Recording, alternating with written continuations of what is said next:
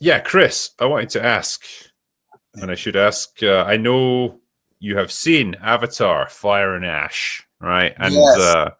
To a degree, you're under a review embargo, so I guess you can't give us specific details of the plot, but it would be interesting to get your overall impressions of the film, how it compares to, like, say, other big blockbusters, how it compares to the other two entries in the Avatar series. I can do all of that for you, and it ties in nicely with the current discussion here, kind of the death of the sci-fi aspect in these franchises. But I, for one, a little few caveats here. I like the first Avatar for what it was. It was a self-contained story that was really plot-wise was lifted from Dune. In fact, when Avatar was being released, it stopped a production of Dune that was being developed at Paramount. It's the same story. An outsider comes to a native people, adopts their ways, conquers, in Paul Atreides' case, the sandworm. In Jake Sully's case, the dragon, becomes one of the natives and repels invaders who are plundering the planet for resources. It's plot for plot point Dune. And I enjoyed it. And the 3D was innovative. It was very different sort of 3D that pushed into the screen instead of coming out at you, like sort of cheesy ways to use 3D. The second movie I give credit for having a good father. Hardly any media, TV or film, has good representations of father figures. And the second movie was more of a family movie with a good father and a story about a family. And I thought the delving into the watery depths of Pandora was different. So it was fine and forgettable. Before I talk about Fire and Ash, I want to ask everyone here and everyone in the chat one question. You cannot look this up. I want you to be honest to make a point. Name one of the kids from Avatar. Rufus. Slurpo. You can't say Slurpo. I will say, Chris, as well, just people are mentioning in the chat, you might be on the wrong mic. I think we might be hearing you through your camera. Oh, shit. Okay, I'm going to fix that right now. Yeah, and we can hear you okay. It's just like it's a little bit tinny. While you do that, I think one of the kids' names is something like Nateb or something, but I only know that because I did basically the same thing you just did, but I was having an argument with someone who really, really, really, really likes the movie. Talked about how brilliant it was, fantastic world-building, all the rest of it. Lovely, lovely guy, don't get me wrong, but basically posed the same question. The younger son is the most important character in the second movie. So I said, what's his name? Long pause. And then the excuse was, well, it's an alien name. I don't remember those. Okay. Yeah. No one remembers Jabba the Hutt. Is this better? Is this better right now? Yeah, that's yeah. Cool. So yeah, I asked that question because nobody could answer that question at the screening I was at. What are the names of the kids? Right? You've got one is played by Sigourney Weaver, who plays like effectively a 15-year-old. Right, you've got the younger daughter, you've got the two sons, one older. You got the human son that's like their adopted kid as well. That was the only one I could remember. The Spider, right? Spider. Yeah, I was going to call him most Slug memorable for some one. reason. So him and Sigourney Weaver are the two that I remember, and that's just because they're, I guess, visually distinctive, and one of them is weird because it's a child that looks kind of like Sigourney Weaver. Yeah, that's a challenging wank. Let me be honest about that. But the rewards are there for those who are willing to persevere. But even the wife of the main character, like, so you've got Jake Sully, who's like your main guy, and I genuinely struggle to even remember her name. Like, it's Neytiri, isn't it? Neytiri, yeah. Yeah, like even I had to like search back for that, and she's been in 2 movies now, and she's like a pivotal character. Yeah, and even then, it's I don't know, man. Like on the topic of like the kids, like the actors playing the kids, apart from Sigourney Weaver, I was just thinking about this earlier. Like all of these movies were filmed nearly a decade ago, and because they've been in post-production for essentially nearly a decade. And I don't know if this was the case for you guys, but I don't know who any of these child actors are. Like I had never heard of any of them. And I don't even know if they've gone on to do different things sort of in the interim before the movies actually came out. And I was just thinking that can't have been good for their career. They're in this massive movie that then doesn't get released until they're 10 years older than they were when they were in it. Yeah. I mean, that's the James Cameron way, I guess, with this franchise. Like, he is perfectly willing to devote like 20 years of his life to this thing. I mean, I can see why from a financial point of view, but creatively, like, nothing about it is going to ever be remembered. People will remember the Avatar movies because they made a shitload of money.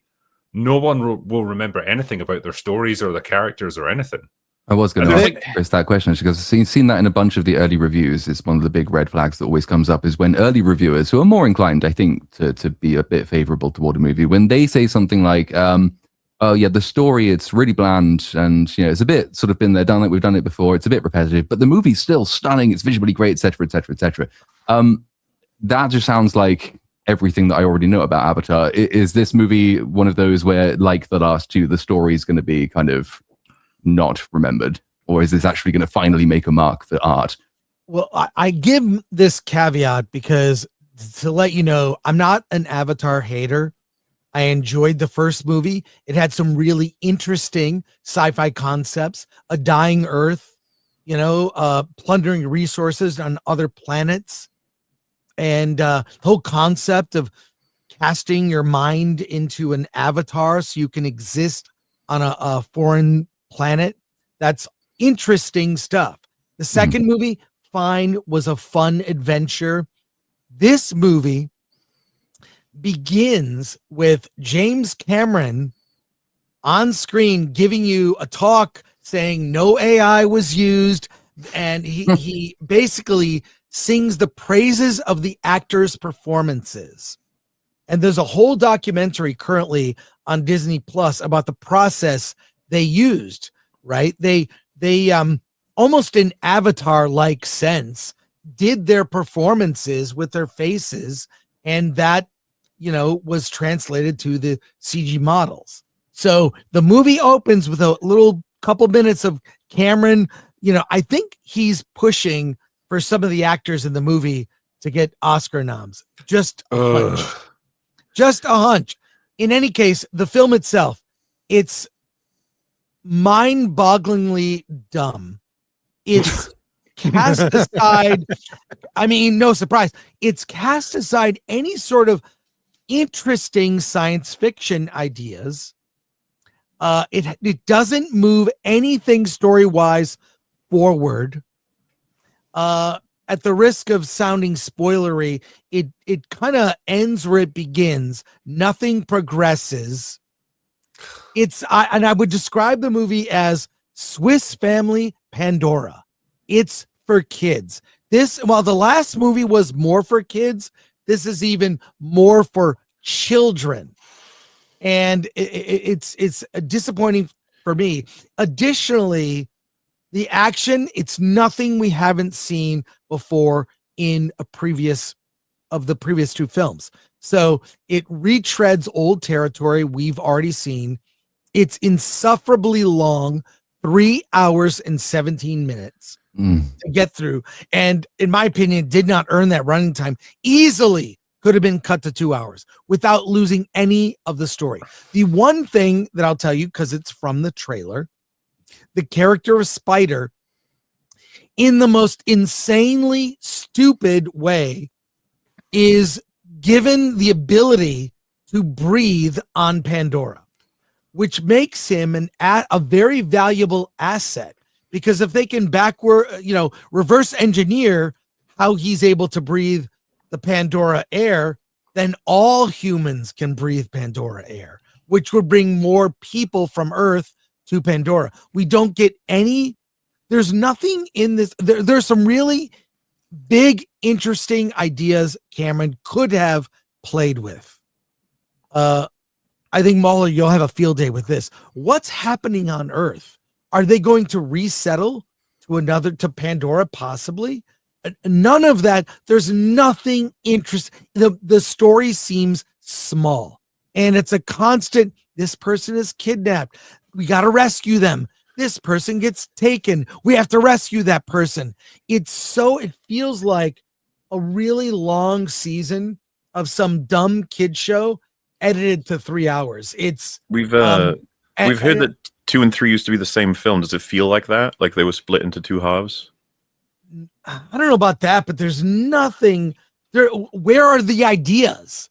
There are no interesting ideas. That the first film set up some concepts that, oh, that's interesting. You know, like Terminator 1 and 2 had great concepts about time travel and and fate and AI.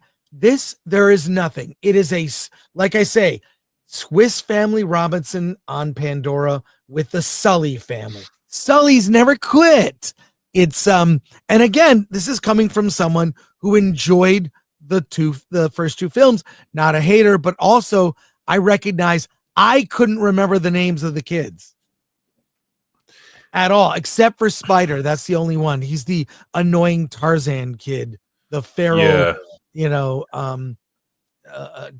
kid and there's so many dumb things. He's got 2 of these face masks, right? Like his very survival, he will die without air, and he has to charge these devices. So he's got one in the charger and one he has on his person at all times, and he is not very responsible in a childlike way with his air breathing device. It's these movies, hard to believe, have gotten dumber, and they should have gotten smarter. There should be really big stakes about the planet and what's going on. Plus the fact this new character, the fire, I'll have to look up her name. Her character is Varang. They really with Stephen Lang plays a Quaritch, Yes. and he recruits her tribe to help him in his goals. And there's some oddly sexual scenes between the 2 of them that are. I was going to say, because like not going to get into it. The previous movie kind of implied that his loyalties might be a little bit split, and he's not quite sure, who he wants to help and stuff, because he has that moment with his son, with Spider. Is any of that factored into this, or is he just an out and out bad guy again? Out and out bad guy. Nothing changes. Like I said, it ends where it begins. Nothing advances or changes. And I thought, okay, the second movie, I'll take it. It's for families. Strong, a good father. We almost never see that in media at all. So I give him credit for that. But the third movie should have been some big stakes for Earth. We should have seen Earth. We should have, there's so much that could have been done to really advance a larger story. And it's a very small family movie of things we've seen a million times and things we've already seen in the first 2 films. So I'm very disappointed. Like, of course it looks great. Of course it sounds great. But I would argue the 3D is not as good in this movie, in this film, as it was in the 2 previous. I mean, I would argue that, like, at this point, no one cares about 3D, and like trying to use that as a selling point for a movie is like a waste of time. And yes, the spectacle of great visuals in a film, again, is something that we've had 10 years of at this point. We've been saturated by movies that have incredible visuals. It's not impressive anymore. And yeah, I think what you're describing just fills me with absolute dread for watching this, because I figured, the first movie was criticized for having a fairly derivative plot. The second one was criticized for having another pretty derivative plot. It was basically like a family drama with the backdrop of a bit of an epic conflict. And it just happened to look nice on an alien world. And I thought, right, the third movie is the chance for him to really ramp up the storytelling stakes and do something interesting now. It's like you've had your 2 movies to have a glorified tech demo. Yeah. We've had like 6 hours, I guess, of like beautiful landscape shots of Pandora. Give us something more substantive with this one. And it seems like he's gone the opposite direction and decided like, oh no, we're going to give you even more visuals that look gorgeous but mean nothing. Critically important though in this case, because as far as I understand it, this is supposed to be the one that is the culmination of a 3-movie arc. The next 2 movies, if they get made, and I sort of have the sneaky suspicion James Cameron doesn't really want to make them, but they're going to be a different story. They start again somewhere else, other people, other time, other place. This is supposed to be like the Return of the Jedi for the Avatar franchise. It's very difficult to do that when you've had your Empire Strikes Back and nobody noticed because it was boring and shit. But it sounds like he's not really even leaned into the big sort of climax of well, what can you climax with a story like Avatar? It's very hard to show like the state of Earth because the 2 movies preceding changed their mind on what was going on with Earth. On the one hand, it was dying and everybody needed to migrate to Pandora. On the other hand, it wasn't dying and everybody needed whale brain goo to live forever.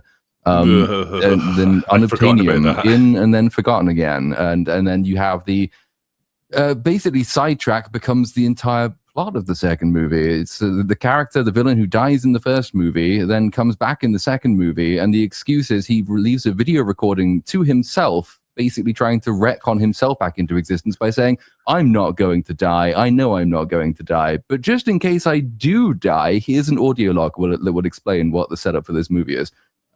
It's just, I despise these movies with a passion, so I'm kind of, I can't decide if I'm looking forward to this one because I am a passionate hater or whether I'm dreading another 3 hours of pretty nothing.